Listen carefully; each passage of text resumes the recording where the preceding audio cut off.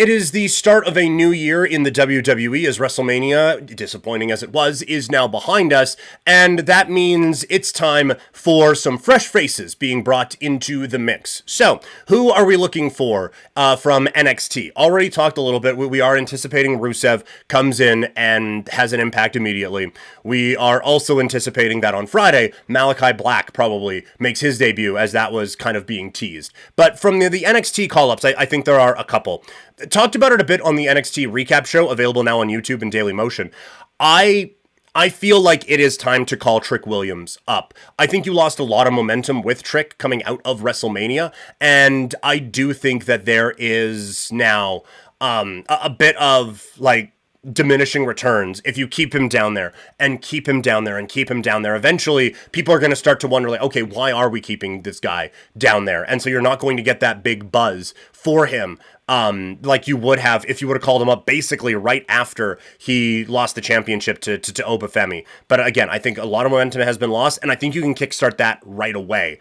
I do think that if you are going to keep him separate from Carmelo, I think you have to keep him all the way separate from Carmelo, and that means putting him on Monday Night Raw. And look, I've talked a bit in the Raw preview about how my want for a few factions. I think you could put Trick Williams right into a faction, whether it is in the, like, John Cena needing some backup or anything like that with closely tied to The Rock or something like that, and just have him really be locked in as someone in that world. I think that would be very beneficial to him. Or if you want him as a babyface, have him on the kind of Cody army of things going up against John Cena and their push to take back what was rightfully his or anything like that. I think that this kid has a ton of talent. I think he is really good. I think there are some limitations to what he can do, but I don't think he's working through them at NXT. So I do think that bringing him up on Monday Night Raw makes the most sense. FrAxiom.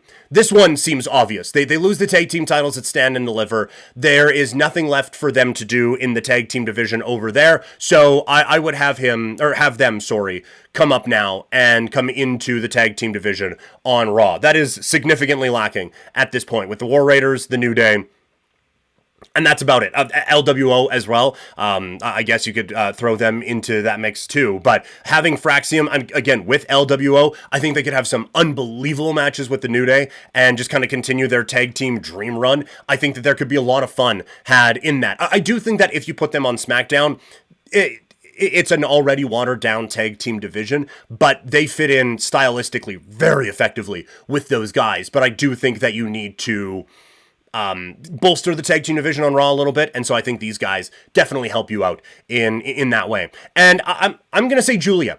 I think that, like, bringing her down to NXT and having her go for it a little bit down there was a smart move in the build-up to WrestleMania, but I do think now Stephanie Vacour gets the win in that Fatal 4-Way, that they crown a new North American champion. We could have some more matches with Giulia and Stephanie, but there is no questioning that Giulia is main roster ready. And honestly, like we talked about this in the NXT recap, but between Giulia and Stephanie and Jordynne Grace and Jada Parker and even some of the ones in the ladder match, when you're looking at a Sol Ruka and a Kailani Jordan and some of those performers, there's a lot that are ready to get called up. But now I do think because that division is so stacked, you do need to take a couple off the top and liven things up in the Monday Night Raw women's division. And so with that, I do think Giulia, again, moving to Raw would be a whole lot of fun. You have a ready-made story with Io Sky if you wanted to do that, or if you just have her, like, her against a Liv Morgan right away,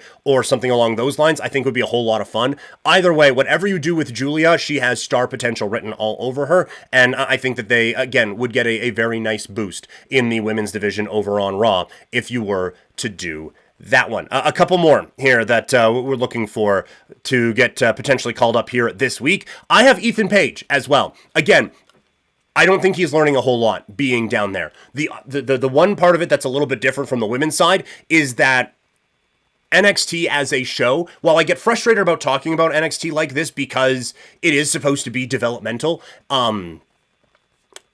and so, like, your main focus is developing and getting guys ready for the main roster, not, well, this is a television show. But it is still a television show. It is on TV relatively prominently on CW in the States and on NXT here in Canada and internationally. You don't have a main event scene right now on the men's side, especially if we're calling Trick up to the main roster. And so taking away from that does feel a little counterproductive at this time, but Ethan Page is ready for this. And again, this is me desperately trying to hold on to any semblance of The Rock stuff in the John Cena story, but Ethan Page and The Rock have a bit of a tit for tat on the NXT that The Rock showed up on. And so again, if you want to introduce Ethan Page at a high level and get him involved in some things right away, having him be one of the backup guys with John Cena, I think would be a phenomenal way to introduce him there. So I would have him get called up and put him in. I picked for other ones, different shows. Ethan Page, I just put The Rock universe. I would have him involved in that one. And the last one, it's Oba Femi. He's the NXT champion right now. He is so ready. Is there, again, a couple of tightening up things that we can do with this guy? For sure there is. But he screams ready. Doesn't he? He screams that he is just like, you put him on a poster or a YouTube thumbnail or whatever, and it draws your attention. Like, who is that guy? And so I think, again, you kind of need that. And he has built himself up very, very strongly. Now, again, the main event scene on the men's side on NXT right now, not the strongest. And so taking the champion away, not great. But I do think that he is ready for this sort of a thing. I would put him over on SmackDown. I think that eventually he can be in the world title mix, but I do think easing him in a little bit would be good. And the SmackDown kind of mid-card level has been better as of late and could get quite a boost now with Jacob Fatu as the United States champion. But that scene is not nearly as good as the Intercontinental title scene is on Raw right now. So I think Oba Femi would benefit from going over to SmackDown. So those are some of the call-ups that I would be very fascinated by as we head towards a new year in the WWE.